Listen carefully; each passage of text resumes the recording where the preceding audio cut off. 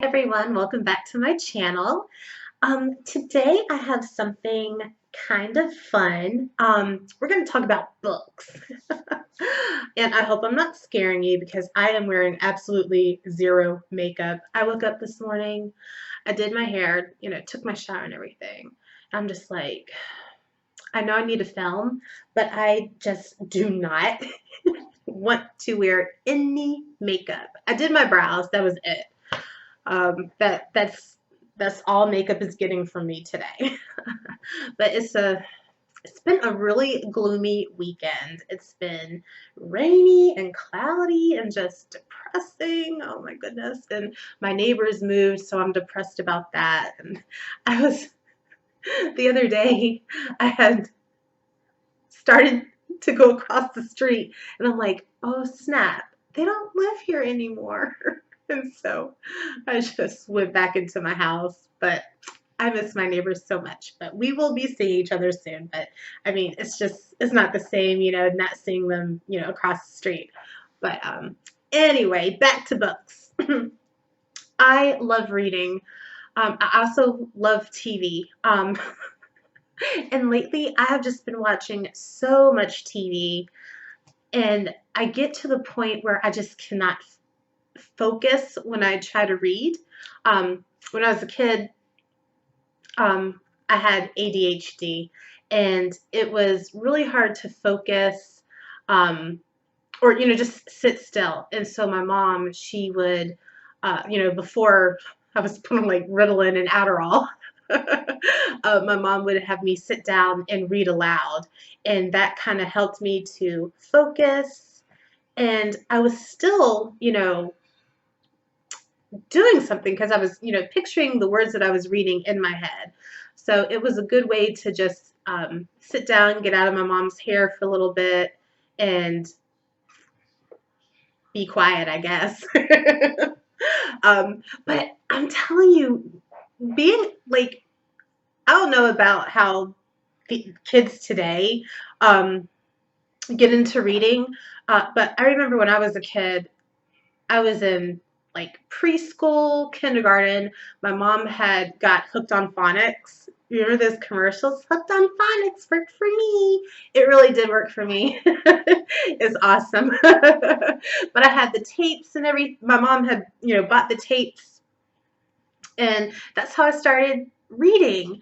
And then, you know, uh, remember Pizza Hut had that book it club, and if you read like 5 books, then you got like a free personal pan pizza, and then you had that little badge, and like your teacher would give you a sticker, and I think it was like 5 little candles, and when each candle had a flame, you would take it to Pizza Hut and they would give you that personal pan pizza. Oh my goodness, I can still remember the taste of those personal pan pizzas.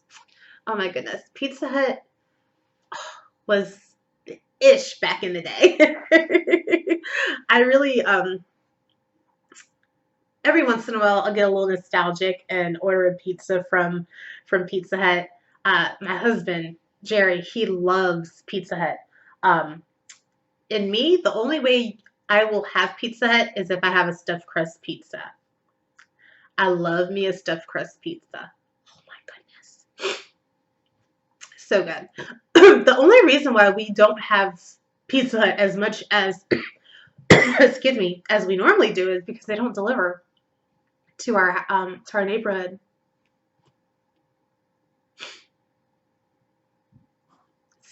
Bummer. Anyway, back to books. But yes, the Book It program, that started getting me into reading. We had Reading Rainbow, the little book reviews that the kids would do. I'm like, Mom, let's go to the library. I got to read The Hungry Caterpillar. uh, I remember this one book, uh, The Stinky Cheese Man. The tale of the true story of the 3 little pigs. It's like the story of the 3 little pigs from the wolf's point of view. I loved those books. Then when I got older, I was definitely a Boxcar Kids, the Boxcar Children. Um, I loved those books. I had so many of those books. My mom would take me to the mall and we would go to Walden's Books and I would get a book and I was good. You know, because they were only like maybe $5. And my mom's like, hey, my kid wants a book. But she also was a big believer of going to the library. My mom, uh, she stayed going to the library and she would make friends with the librarians. A new book would come out. The librarian would call my mom like, hey, Miss Glenda, that book, you know, it's here. You want me to save it for you? She's like, I'll be right there. And so the Boxcar Kids, the Babysitters Club, um, Nancy Drew. My mom would get me Nancy Drew books because she read Nancy Drew books, and then the Hardy Boys, you know, so she would make me read those. I wasn't too much of a fan, but I mean, I read them, but I mean, they weren't my favorite. The Boxcar Kids and Babysitters Club. And then when I got a little bit older, I remember I had a friend in the neighborhood and her parents were having a yard sale. And before they, you know, while they were getting everything together for the yard sale, um, my friend had an older sister. Um, and she had this book by R.L. Stine, and it was called Broken Hearts. And I was curious by the cover because it's a girl standing at her locker, and the locker was open, and inside it was like this bloody red heart that was like a broken heart. And I'm like, ooh, what's up with that? So I was like, hey, you know, of course I'm a kid. I don't have any money. I'm like, hey, can I have this book? And they're like, yeah, sure, take it. And I read it, and I was addicted. I love those R.L. Stine Fear Street books and the super chiller books that he would write.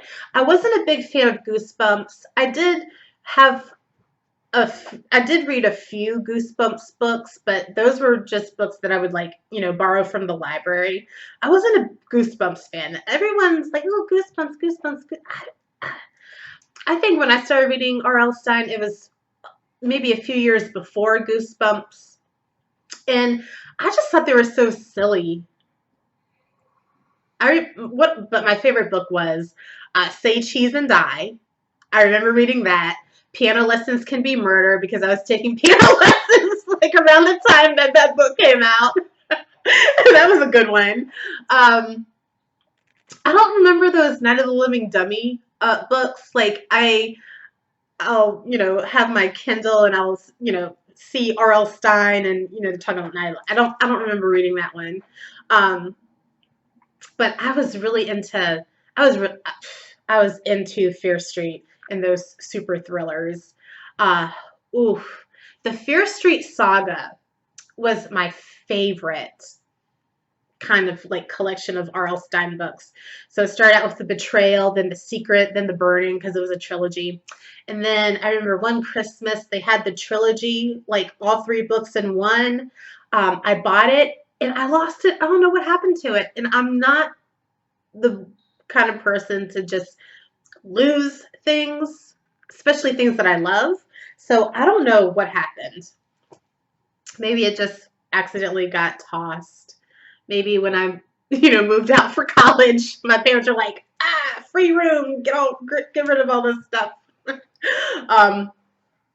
So yeah, I used to eat up those Fear Street books by R.L. Stine. My absolute favorite. Another thing that would be fun in the summertime, me and my mom would go to the library and we would get two books, you know, two of the same book, and we would read it together. And sometimes we read aloud, sometimes we just read to ourselves, and then we would have like a discussion. So my mom's like, hey, let's read a few chapters and we'll talk about it. And I'm like, okay. And it was so much fun reading and talking about it. It was like kind of like our own little mommy-daughter book club kind of thing. And then I discovered books on tape. Books on tape is so much fun.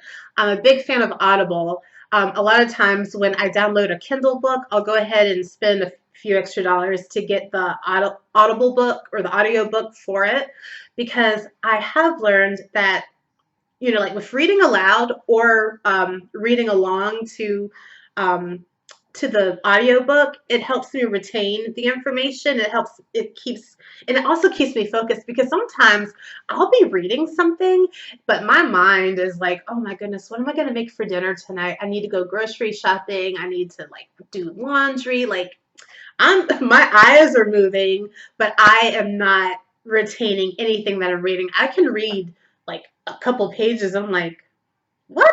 What did that? What? And then I have to go all the way back. And I'm like, the last thing I remember is such and such was happening. So then I have to kind of like focus, Angela, focus. So listening to an audiobook definitely helps me stay focused and then retain the information and things like that. Because a part of my ADHD, I had trouble with reading comprehension when I was in school. And so that was a really big thing. I remember my mom took me to Solvin, uh, and I remember my mom was so proud of me, and I was proud of myself. But just a few weeks uh, going to Solvin Learning Center, my reading score went up. And when I was in second or third grade, I was reading at like a seventh, eighth grade level. So, hey, I am a big fan of Solvin. um, Oh, speaking of eighth grade, I remember I was in eighth grade and our teacher assigned us a book report, and we could choose the book that we wanted to write the report about. And I did a book report on this Mary Higgins Clark book. I believe it was called Where Are the Children? And it was just one of those books that my mom had like on a bookshelf, and it just seemed interesting. And so I read it and I did a book report on it. And my teacher kind of pulled me aside and she's like, hey, I would like you to do another book report because this book is a little too mature, for the class. And I'm like, okay. So I picked another book that was like maybe worse or just as bad as the first book that I had picked. And I remember the teacher had called my mom and was, concerned with the book report, and, it was inappropriate. And mom's like, you wanted them to write a report on a book that they chose. Next time you choose the book. And it's not too many times that a teacher would call and my mom would be on my side. you know so I just thought, I'm like, whoa, my mom told her, she told you, teacher. So after that, the teacher is like the teacher's choice on what book we were going to write a book report on. So I kind of messed that up for everyone, but at the same time, I'm like, you know it's true. uh, I remember another time when I was a kid.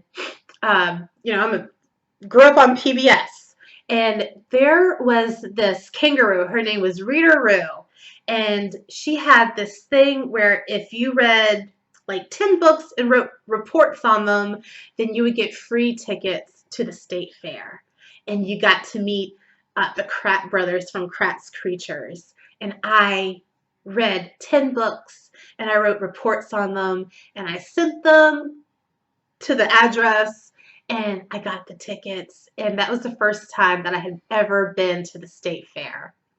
It was awesome. And I got to meet Rita Roo, and I got to meet the Kratt brothers. It was like Chris and Martin Kratt. I thought they were kind of cute when I was a kid. And I was a big fan of like Jeff Corwin. Zaboomafoo. The Kratz brothers also did Zaboomafoo. I am such a PBS kid. Anyway, so now, fast forward to now. We're going to talk about, I'm not currently reading anything. There's things that I have started that I've already read and I just kind of like go back and revisit, but it's been so long since I started on a new book. I think the last book that I read was Where the Crawdads Sing. My neighbor across the street that left me, she told me about it, and so I went and got the book and I downloaded the audiobook and I read it in like 2 days. It was a really good book. I really did enjoy that book. Not so much the story. It was really predictable to me. It was sad though. It was kind of sad how they treated that girl. Um, but the way she sit described the area that she lived. I can't even remember her name. What was her name? Delilah or something like that? I can't remember. Oh my goodness. Lila. I can't. I'm like drawing a blank here. I can never remember names when I need to. Well, Delia. And she was the one who wrote it, so I cannot remember that girl's name. But the main character. It was really sad. Where was I going with this? That was the last book that I had read. I still haven't seen the movie.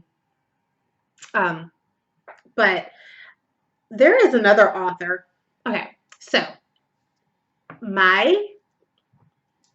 the books I like to read, I like horror books, I like thrillers, I like psychological thrillers, I like, murder mysteries.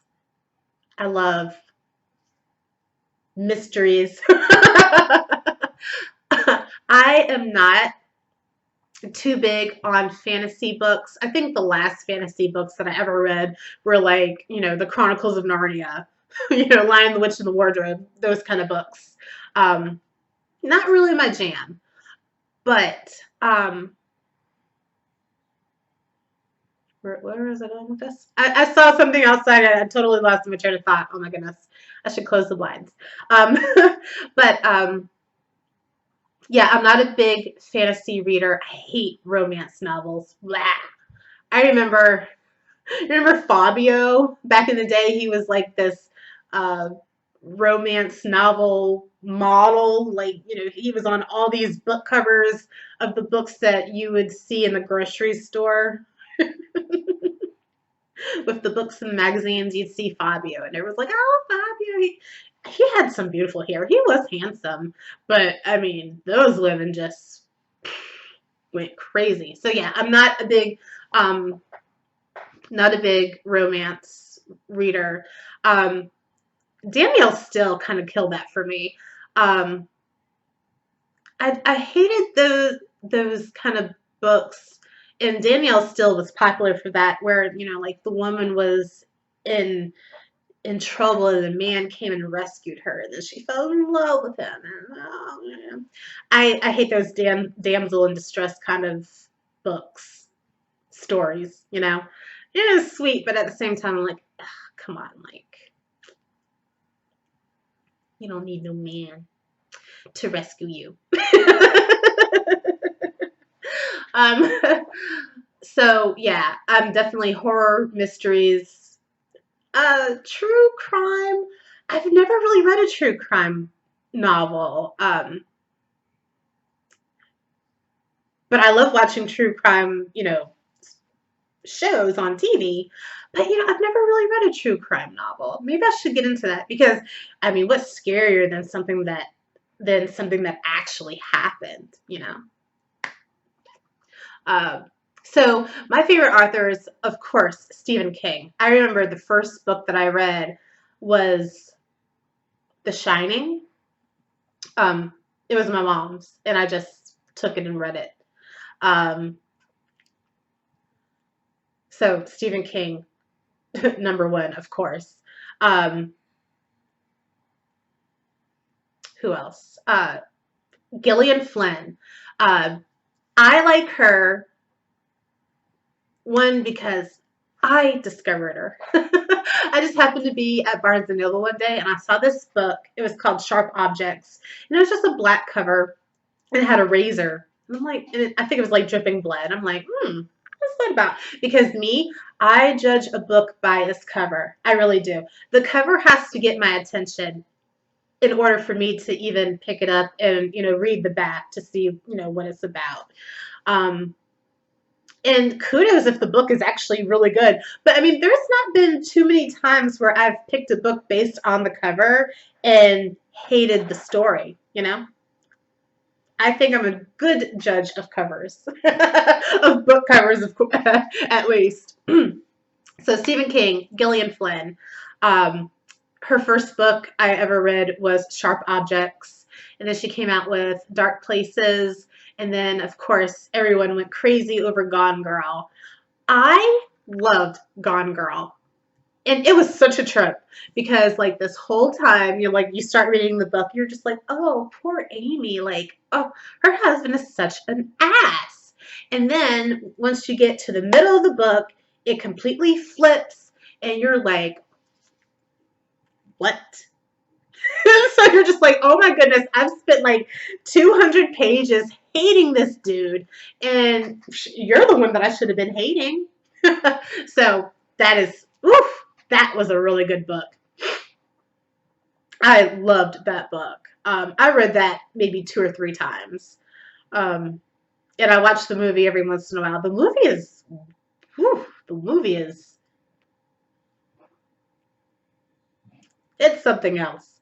And that's one of those movies where it is as good as your imagination. You know how sometimes you read a book and then you go see the movie and you're like, wow, the book was so much better. Like my imagination was so much better than the movie, I think that's the first time I've actually read a book and then I've seen the movie and it was like, whew, I can't choose. I don't know if I like the book or the movie better.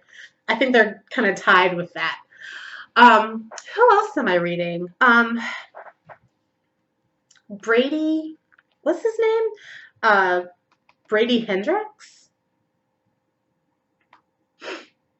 Okay, so before I go,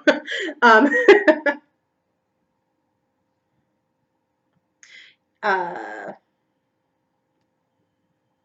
Grady Hendricks, The Southern Book Club's Guide to Slaying Vampires. I thought it was funny and it was really entertaining. If they ever turn that into a movie, I would totally love that. Some other Stephen King books that I really enjoyed was the Bill Hodges trilogy. Mr. Mercedes was the first one, and that one gets you right at the beginning. You're just like, whoa, Stephen King, like he just did not. He's like, I'm gonna give you, and it's like a murder mystery kind of story, and I mean he gets your attention right at the beginning, and he does not let it go.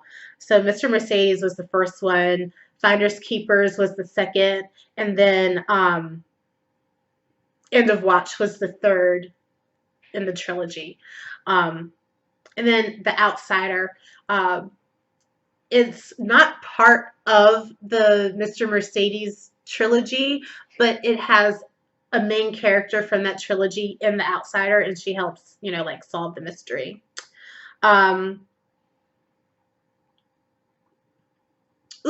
Okay. So there's another book that I have not finished. I'm just like going through my library.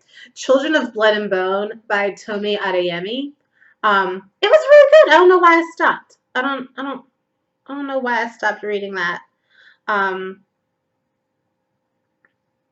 have a couple. Stephen King, Salem's Lot. That was really good. Edgar Allan Poe. Raymond Chandler's The Big Sleep. Oh, that's a good one. And then I have some classics in here, like, of course, F. Scott Fitzgerald's The Great Gatsby. Jane Austen. I love Northanger Abbey by Jane Austen. That was like one of the first. Okay. That one was Wishbone. When I used to watch Wishbone, I loved Wishbone on PBS. And he did Jane Austen's Northanger Abbey. And I watched it. I watched the show and I'm like, Mom, can you take me to the library so I can borrow um, the book Northanger Abbey? And I absolutely loved it. And then that's how I got into Jane Austen with like Pride and Prejudice and uh, Jane Eyre. Uh, ooh, such a good writer.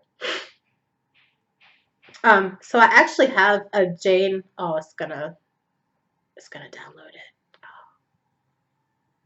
But I have this. Are you gonna open?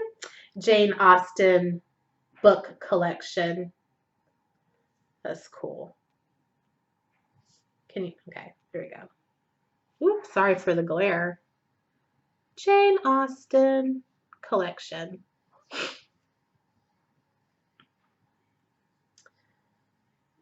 Table of contents. Sense and Sensibility, Pride and Prejudice, ooh, Mansfield Park, Emma, Northanger Abbey, and Persuasion. And then there's a couple of other ones in the collection. I love Jane Austen. Ooh, go back. Okay. But so what I'm going to start reading now is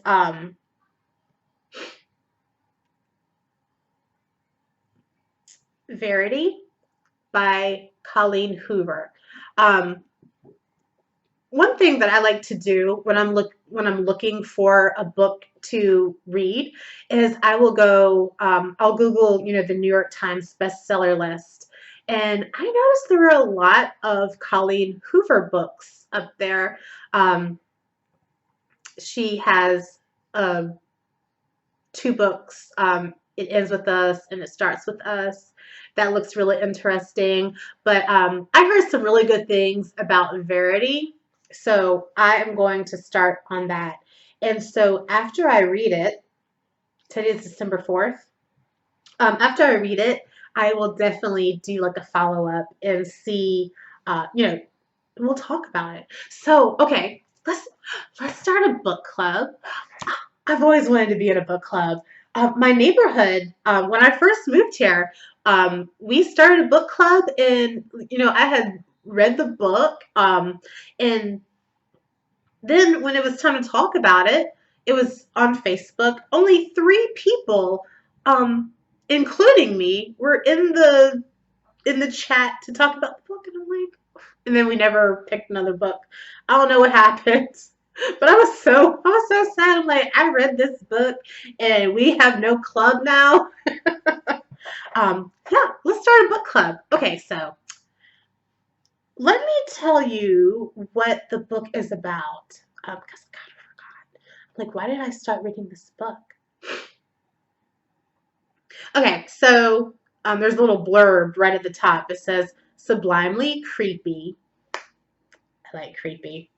With a true Hoover pulse. I've been waiting for a thriller like this for years. And this is by Taryn Fisher of the New York Times. Or Taryn Fisher, New York Times bestselling author.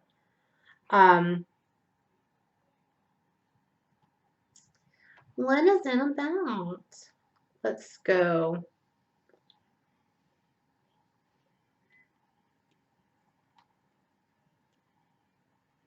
I remember someone had posted an excerpt from the book, and I'm just like, ooh, scandalous.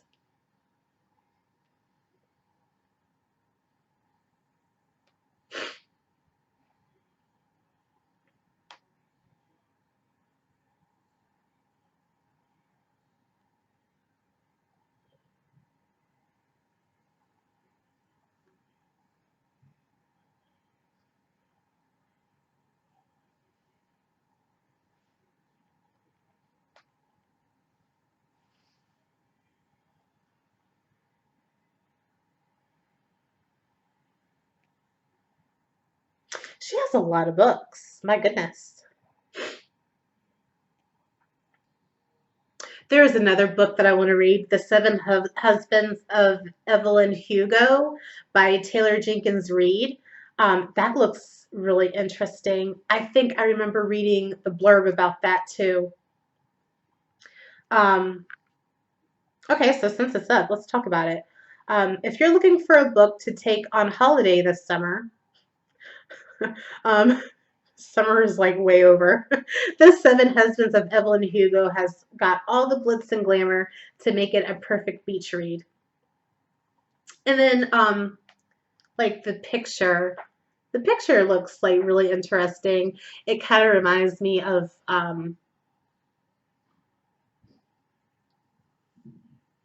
don't know, kind of like a Sunset Boulevard kind of feel. Um, I'm trying to.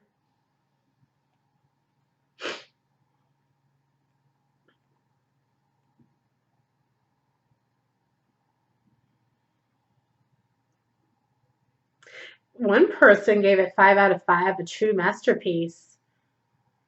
Um, yeah, and I did say this to my wish list. Yeah, I have a list on Amazon of like books to read, and this is one of them. Um, but I'm trying to see.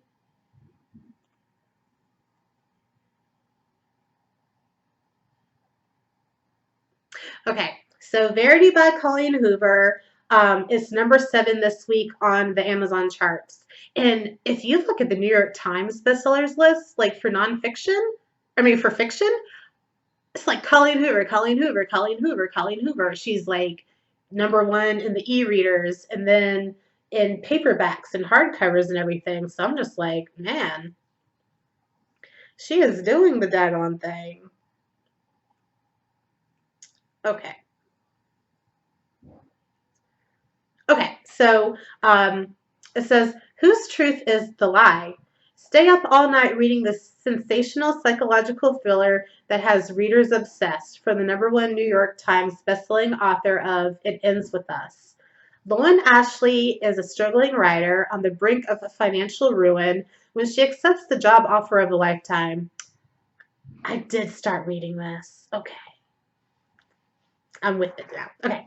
Jeremy Crawford, husband of best-selling author Verity Crawford, has hired Lowen to complete the remaining books in a successful series his injured wife was unable to finish. Lowen arrives at the Crawford home ready to sort through years of Verity's notes and outlines, hoping to find enough material to get her started. What Lowen doesn't expect to uncover in the chaotic office is an unfinished autobiography Verity never intended for anyone to read. Page after page of bone-chilling admissions, including Verity's recollection of the night her family was forever altered. Lowen decides to keep the manuscript hidden from Jeremy, knowing its contents could devastate the already grieving father. But as Lowen's feelings for Jeremy begin to intensify, she recognizes all the ways she could benefit if he were to read his wife's words. After all, no matter how devoted Jeremy is to his injured wife, a truth is a truth this horrifying would make it impossible for him to continue loving her. When I read that, I'm totally getting like Rebecca feels. Like this is kind of reminding me of Rebecca. I loved that book. Ooh, and I love the movie. But yeah. So I did start, I'm like on page 16. I kind of forgot that I had started reading it, but then when I started reading the review of it, I was just like, oh, I remember starting it, but I'm going to finish it. Okay. So it is Sunday, December 4th. Hopefully, it's like Christmas and everything coming up. I have so much time on my hands. Okay. So, we I'll give everyone like a month to we'll reconvene on this on January 4th and we'll talk about it. See how we like it. Angela's book club.